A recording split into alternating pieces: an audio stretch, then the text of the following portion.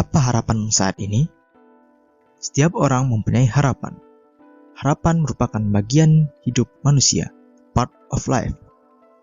Hidup manusia merupakan rangkaian dari harapan-harapan, dari harapan satu ke harapan yang lain. Mempunyai harapan itu juga berarti ada yang dicari dan diperjuangkan. Oh, gimana orang yang tidak bergairah, hidupnya terasa flat, merasa lemas. Jangan-jangan dia tidak mempunyai harapan. Mungkin ada yang bermasalah dengan harapannya. Tidak ada yang ingin dicapai atau diperjuangkan, sehingga perlu untuk membangun kembali harapan. Berikut cara membangun harapan. Penetapan tujuan. Pertama, yang perlu kita lakukan adalah menetapkan tujuan, entah itu tujuan jangka panjang, jangka pendek, maupun jangka menengah. Deskripsikanlah tujuan yang memungkinkan untuk diraih.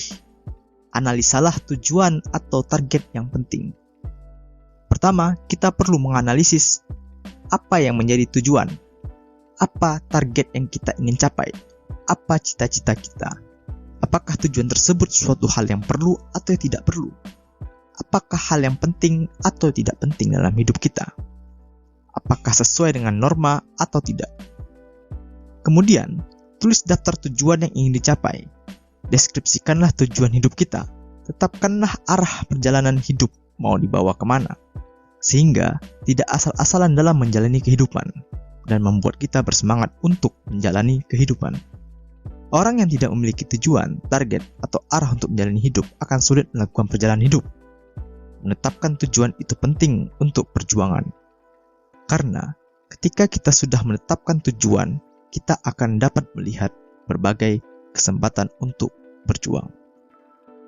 Seneca, seorang filsuf, pernah mengatakan, kalau orang tidak tahu ke pelabuhan mana perahu dilayarkan, tidak akan ada angin yang menguntungkan.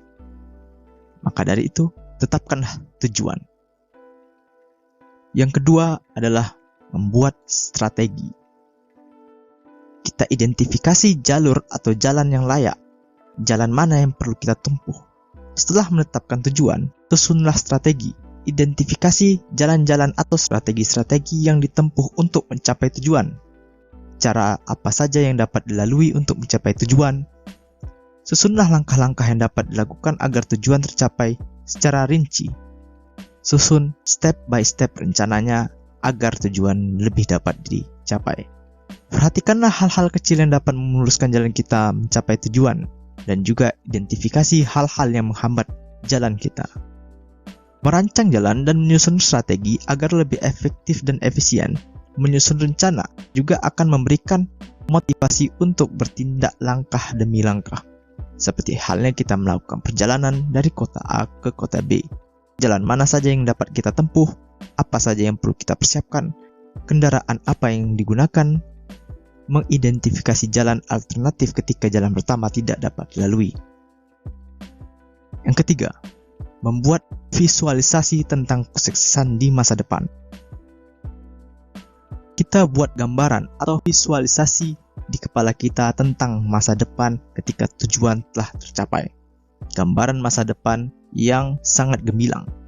Membuat gambaran ini seperti kita membayangkan ketika tujuan tersebut sudah dicapai.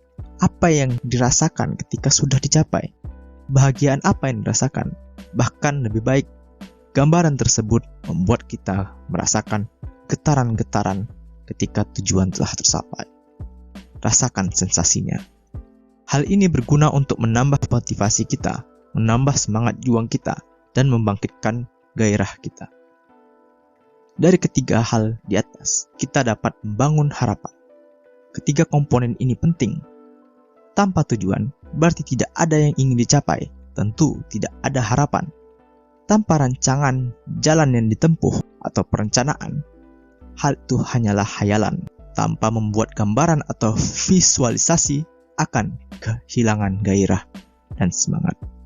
Jadi ketiga hal ini perlu dilalui agar membuat hidup memiliki harapan.